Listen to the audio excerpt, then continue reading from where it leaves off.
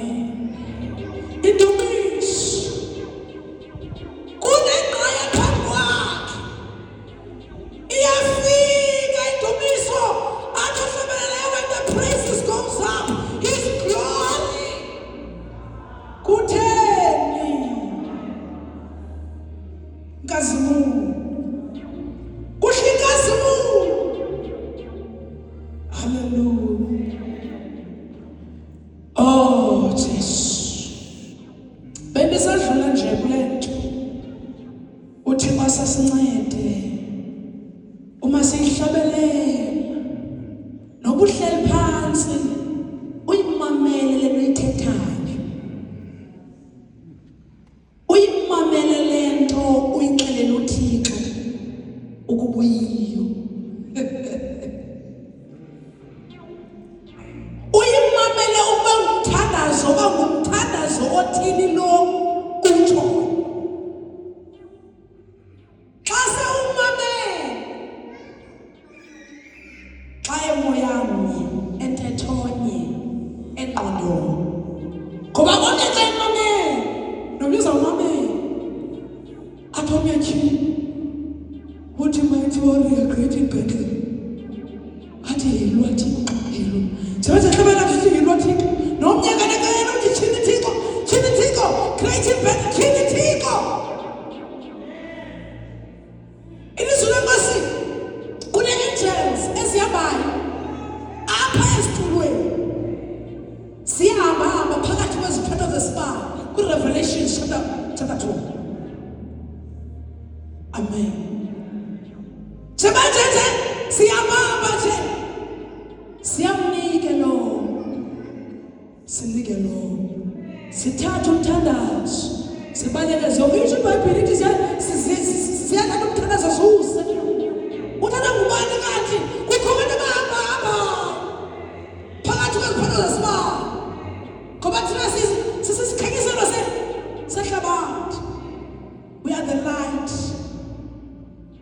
Amen. Siyabona bezithulweni. Fike ke abambe lo. Abambe. Xa efika emkhathini. Fike seyingumlilo. Ngoba amakholwa ahlangene emxhelomnye. Afike enze chaos. Iphume ngumlilo. Oh, amen. Siza ezweni lenkosi. Ndicela nje udlula apha. Size kosisi, siyabulela kakhulu ukuthi Thixo sincedile. Tata uthe kakuthandazo batyhileka uba mandibe khona. Siyabulela uThixo ngomthandazo otyhilekileyo. Amen. Siyanibulela, siyanibuka. Siyathanda ukuthi uThixo sincede phakathi kwenu. Ukhonto ibhetele. Sithanda uThixo. Sizise nje loo nto, size ebantwini abathanda uThixo. Amen. Apha enkonzweni singosisi siyatshata. Amen. Wawungena emkhathini wabuya wathanda ngomtshato. Ndisekhona yabo ndiyakhona nemkhathini. Ndiyakhona. Osisi bayatshata.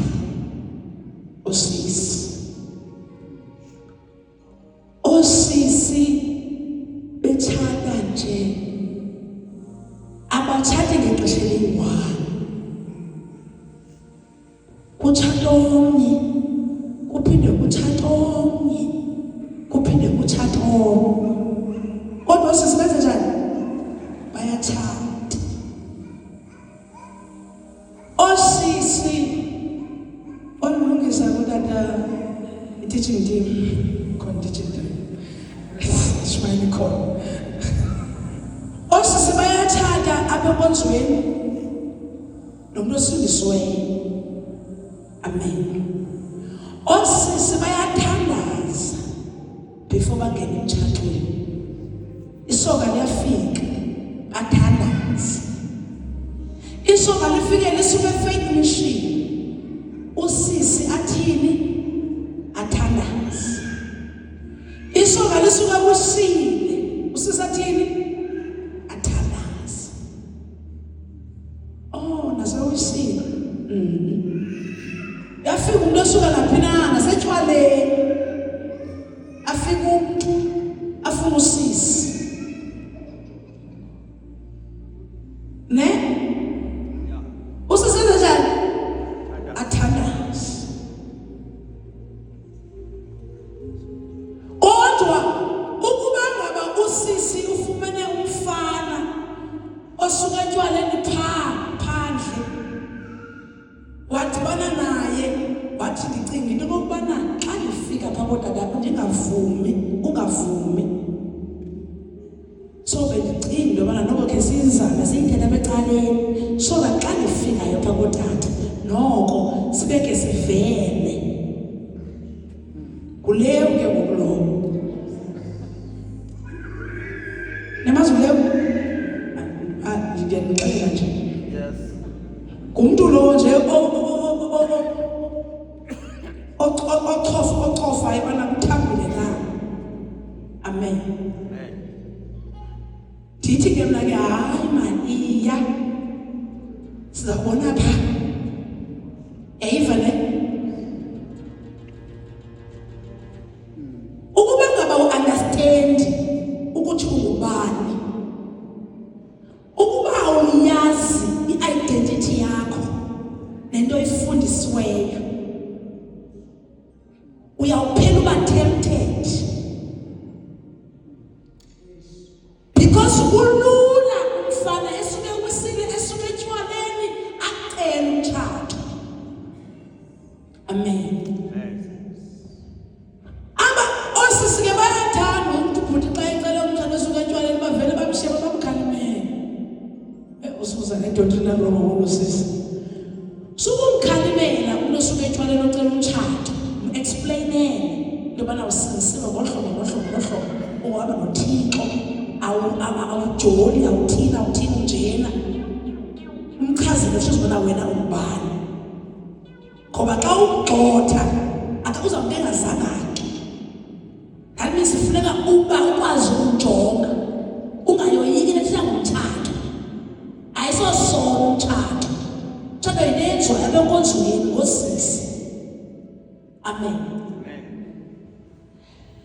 La mfana xa esuka ewisile, la mfana uzawuphinda still naye uyayazi indlela yalapha, kodwa uzawuzama ecaleni. But naye mthini we-explain uba ungathi inkonzo yenza ngohlobo, mxelele ngawe wana awu-understand ubana ungubani, wohlukane naye. Ebona isimple.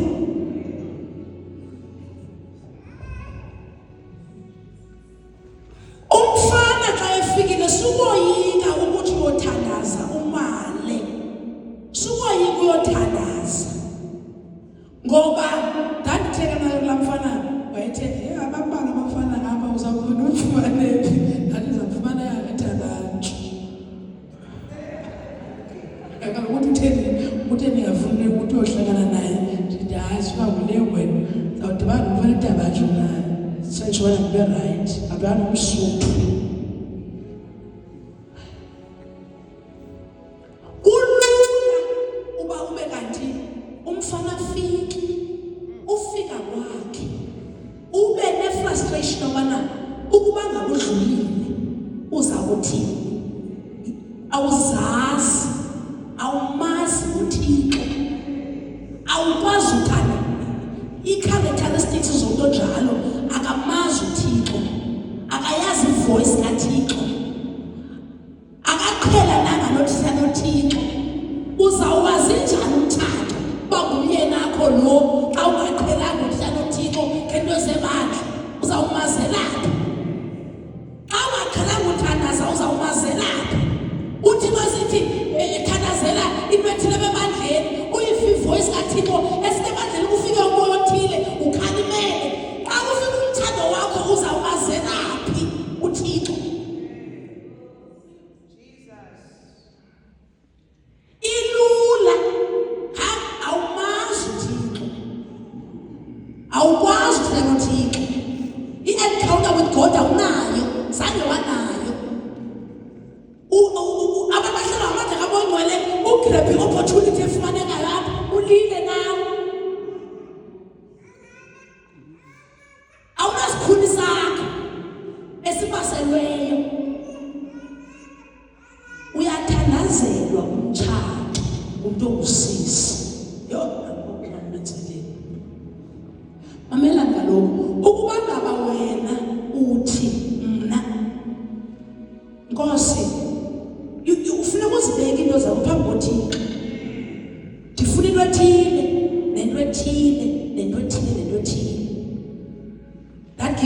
peace upholo. Xa umazi uThixo awukwazi ukupenika. Kodwa uyayazi uba yi-creator wathi makahambe aye kwendlu yomlungu wafika wabuba wenza into engakhoyo yabakhona. Angakwazi into yobana enze le nto ifunayo.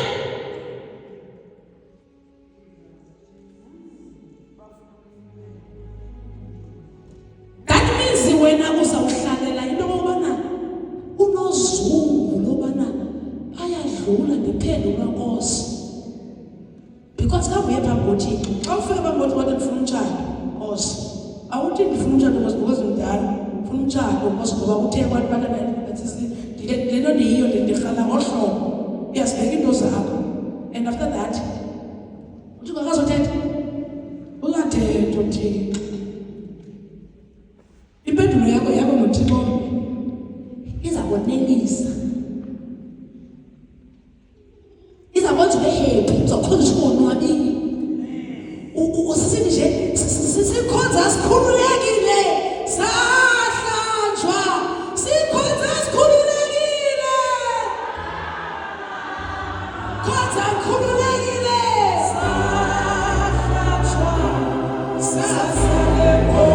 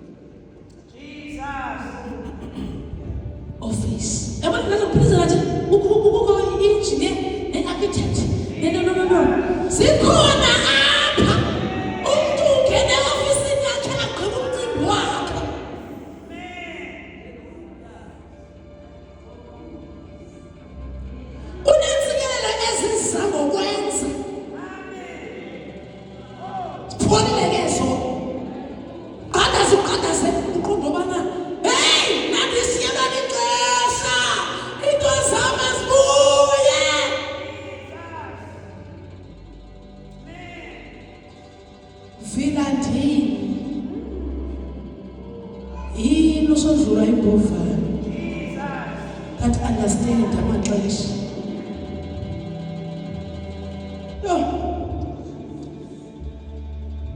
Hayi ke uThixo sincedeke sihlale noThixo siphicothe into zasezulwini. Ngeke singazinto ngobomi bethu, and God will never fail us. Ngegama likaYesu singena kwizulu lenkosi phela kwi-Acts chapter 2.